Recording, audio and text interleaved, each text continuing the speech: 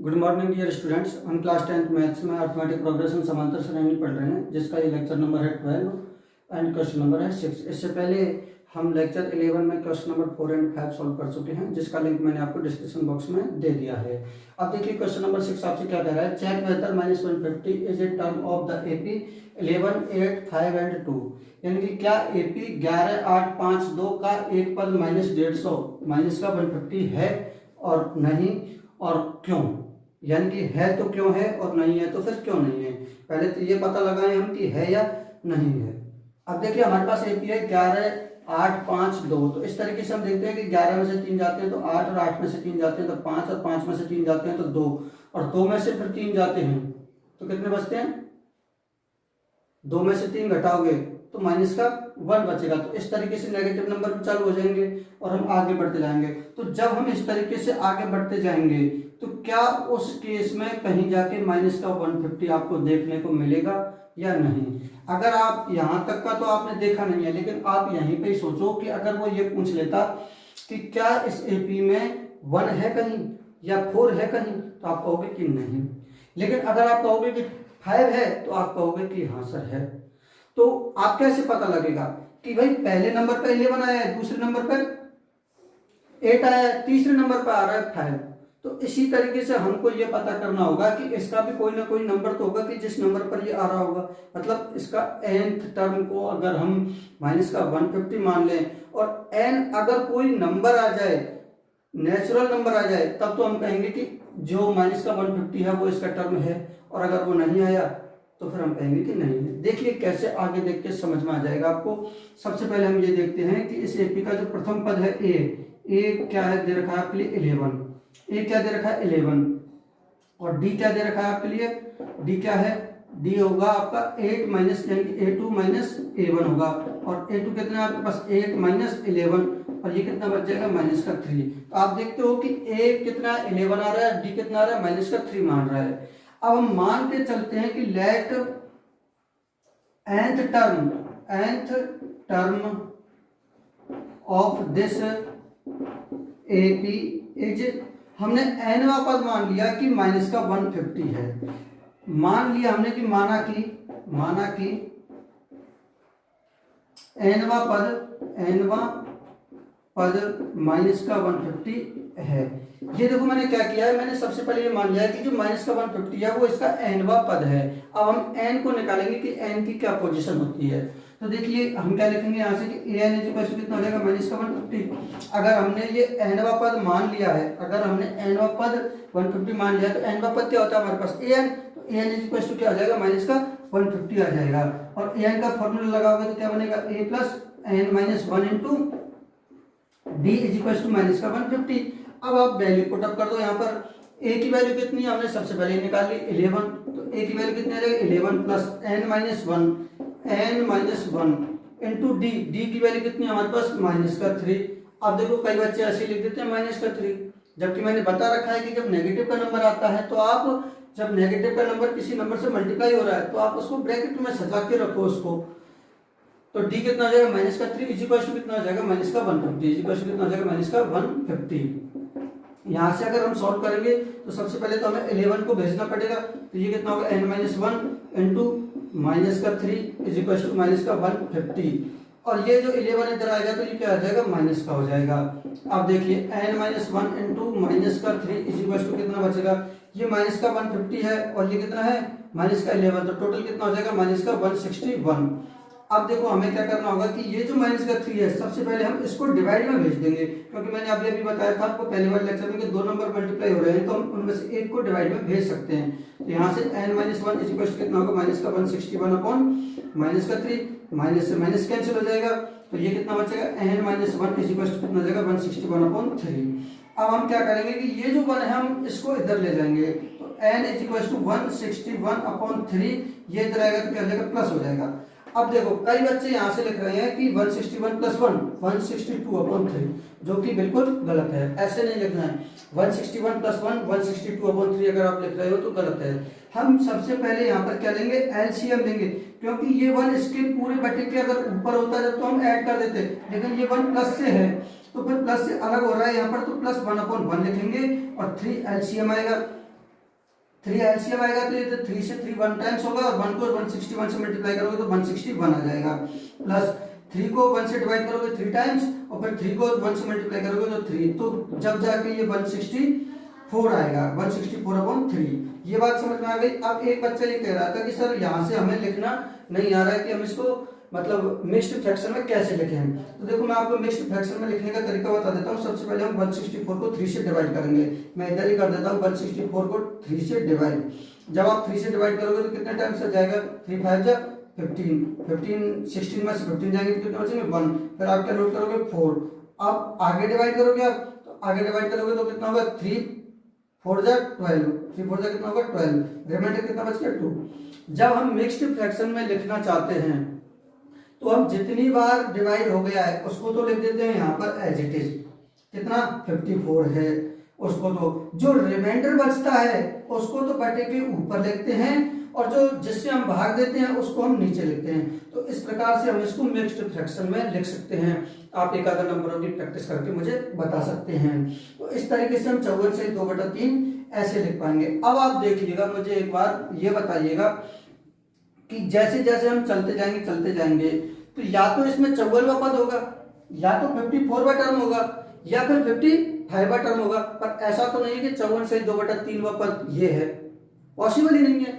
आप यहाँ पर ये कह दोगे कि सर फर्स्ट टर्म ये है, सेकंड टर्म ये है, थर्ड टर्म ये है, या आप कह दोगे कि पहला पद, दूसरा पद, तीसरा पद। आप ये थोड़ी कहोगे कि सर इसमें 3.5वां पद ये होगा, या 3.25वां पद ये होगा, या 3 से 2/3वां पद ये होगा, ऐसा नहीं होगा। इसलिए हम ये यहाँ से ये कंक्लूजन निकालेंगे कि ये जो n की वैल्यू है वो इंटीजर नहीं आ रही है, नेचुरल नंबर नहीं आ रही है। ये नेचुरल नंबर नहीं आने के कारण हम ये कहेंगे कि ये जो माइनस का 150 है वो इस एपी का पद नहीं है। तो देखिए बच्चों, अब हम ये लिख देंगे कि 54 से 2/3 है वो क्या नहीं है, इंटीजर नहीं है, मतलब n इज नॉट इंटीजर। क्यों? क्योंकि यही तो n की वैल्यू है, n इंटीजर नहीं है, तो फिर ये therefore -150 is not a term of this AP, यानी कि ये जो माइनस का 150 है वो इस एपी का टर्म नहीं होगा। फाइनली यहाँ n एक पूर्णांक नहीं आ रहा है, इसलिए हम कह देंगे कि माइनस का 150 एपी का पद नहीं है। अब देखिए क्वेश्चन नंबर 7 है। 7 है आपके सामने, find the 31st term of an AP whose 11th term is 38 and the 16th term is 73। उस एपी का 31वां पद ज्ञात कीजिए, यानी कि आपको क्या फाइंड आउट करना है, A31, ये तो आपको फाइंड आउट करना है। उस एपी का 31वां पद ज्ञात कीजिए, यानी कि A31 को आपको फाइंड आउट करना है, जिसका 11वां पद क्या है 38 है। यानी कि कहने का मतलब आपको क्या दिया हुआ है, A11 इज इक्वल टू कितना दिया हुआ है 38, A11 इज इक्वल टू कितना दिया हुआ है 38, और 16वां पद कितना है 73 है। यानी कि A16 कितना दिया हुआ है, A16 कितना दिया हुआ है आपके लिए 73। अब आप इन दोनों से A16 और A11 का फॉर्मूला लगा के इनसे एक इक्वेशन बनाओगे, एक इक्वेशन इससे बनेगी, एक इक्वेशन इससे बनेगी। फिर जो हमने थर्ड चैप्टर में और इससे पहले थर्ड क्वेश्चन में भी देखा था, उनमें हमने ये देखा था कि A और D के बीच में एक इक्वेशन यहाँ पर बन जाती है और एक इक्वेशन यहाँ पर बन जाती है। उन दोनों को आप एलिमिनेशन मेथड जो आप थर्ड चैप्टर में पढ़ के आए हो उनसे A और D की वैल्यू फाइंड आउट करोगे और फिर A31 के फॉर्मूले में A और D की वैल्यू रख के आप इसका आंसर निकाल लोगे। देखिए कैसे होगा ये। सॉल्यूशन में देखिए A11 दिया हुआ है आपके लिए, A11 इक्वेशन कितना दिया हुआ है 38, और इसके अलावा आपको क्या दिया हुआ है A16 दिया हुआ है, A16 दिया हुआ है, A16 कितना दिया हुआ है आपके लिए 73, A16 कितना दिया हुआ है आपके लिए 73। अब चाहो तो आप अलग से लिख लो यहाँ पर एक बार और आप चाहो तो यहीं पे बढ़ा दो। A11 का फॉर्मूला क्या होता है, A plus 10D equal to कितना हो जाएगा 38, और इसको अगर आप आगे लिखोगे अगले स्टेप में तो A प्लस ये कितना हो जाएगा 15D, A प्लस कितना हो जाएगा 15D इक्वल टू ये कितना है 73। तो मैंने कुछ नहीं किया, इसका जो अगला स्टेप है वो मैंने यहाँ पर लिख दिया, और वो क्या बना इसका A प्लस 15D और इसका क्या बना A प्लस 10D। और ये तो हमें क्या था गिवन था, आगे ऊपर लिख लेना आप लोग कि गिवन, ये क्या हमारा गिवन है। और यहाँ से हम क्या लगाएंगे एलिमिनेशन मेथड, और एलिमिनेशन मेथड लगाने के लिए हमें यहाँ पर क्या करना होगा सब्ट्रैक्ट करना होगा। आप सब्ट्रैक्ट करोगे तो ये वाला सिंबल माइनस का हो जाएगा, ये प्लस का है तो ये भी माइनस का हो जाएगा, और ये भी माइनस का हो जाएगा, ये तीनों माइनस का हो जाएगा। क्यों हो जाएगा आपको ये मुझे कमेंट बॉक्स में बताना है।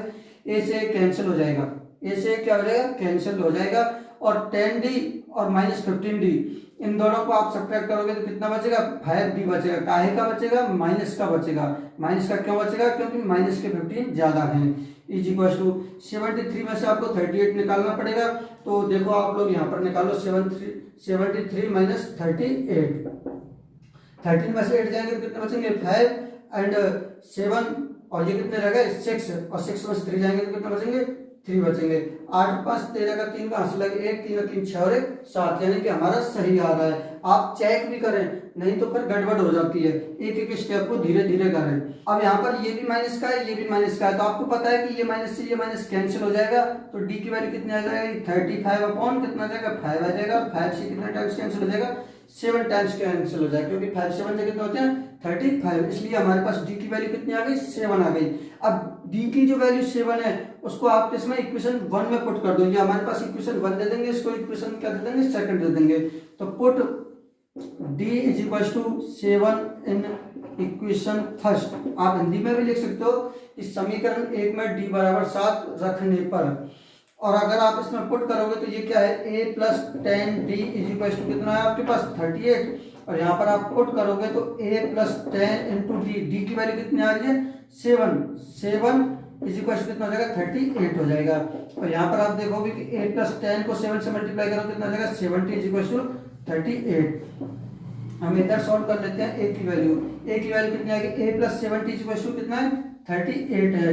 तो आप देखो a इज इक्वल टू 38 और 70 को इधर ले आओगे तो किसका हो जाएगा माइनस का हो जाएगा, माइनस का कितना हो जाएगा 70 हो जाएगा, माइनस का कितना हो जाएगा 70 हो जाएगा और 70 में से 38 निकालोगे तो ये कितने हो गए लगभग 40, तो 40 और 30 कितने होते हैं 70, तो मतलब 30 बच गए और 2 कम हो रहे हैं यहाँ पर तो 32 बच जाएंगे और काय के बच जाएंगे माइनस के बच जाएंगे क्योंकि माइनस के ज्यादा है। तो हमारे पास a की वैल्यू माइनस का 32 आ जाएगी और d की वैल्यू कितनी आ जाएगी 7 आ जाएगी। अब देखिए d की वैल्यू कितनी आ गई 7 और a की वैल्यू कितनी आ गई माइनस का 32। अब आपको क्या निकालना है 31st टर्म, तो आप लोग लिख लोगे अब कि नाउ a31 का फॉर्मूला क्या होता है आपको पता है a प्लस 30d और इसमें a और d की वैल्यू पुट अप कर दो। a की वैल्यू कितनी है माइनस का 32 प्लस 30 इंटू 30 तो ऐसे आ गया d की वैल्यू कितनी है आपके पास 7 तो इंटू 7 हो जाएगा और माइनस का 32 और प्लस कितना हो जाएगा 7 के 21 210 हो जाएगा।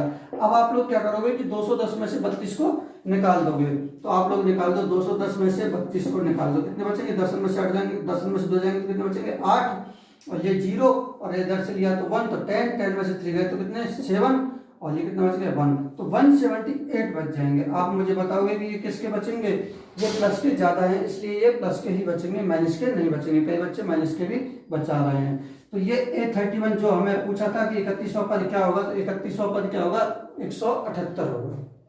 अब देखिए क्वेश्चन नंबर 8 आपके सामने an AP consist of 50 terms, एक एपी में 50 पद हैं, of this third term is 12 जिसका तीसरा पद कितना है 12 है, एंड द लास्ट टर्म उसका जो अंतिम पद है वो कितना है 106 है।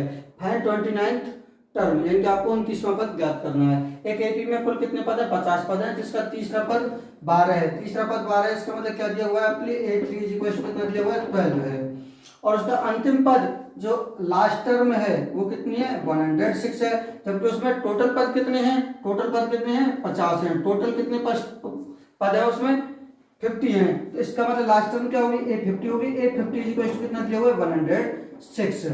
अब आप देखिए कि आपको क्या पूछा है कि फाइंड द 29th टर्म, आपको 29वां पद ज्ञात करना है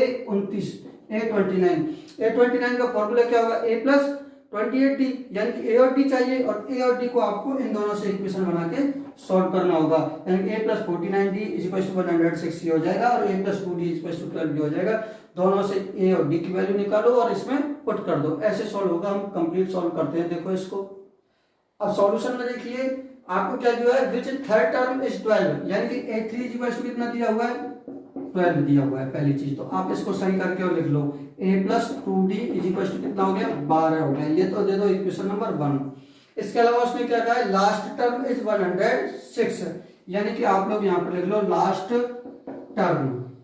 टर्म यानी कि l जो अंतिम पद है, आप हिंदी में भी लिख लेना अंतिम पद l बराबर कितना है 106 है, कितना है 106 है और टोटल नंबर ऑफ टर्म्स कितने हैं 50 है, तो फिर ये जो लास्ट टर्म कौन सी होगी a50 होगी, यानी कि मतलब a50 इज इक्वल टू कितना दे रखा है आपके लिए 106, a50 कितना दे रखा है आपके लिए 106 और आप यहाँ पर फॉर्मूला लगा दोगे तो a प्लस 49 a50 का क्या होगा a plus 49 d is equal to कितना हो जाएगा 106 हो जाएगा। कितना हो जाएगा? 106 हो जाएगा। ये इक्वेशन 2 है। अब इक्वेशन 1 एंड 2 को मैं एलिमिनेशन मेथड लगा के ए और डी की वैल्यू निकाल लो।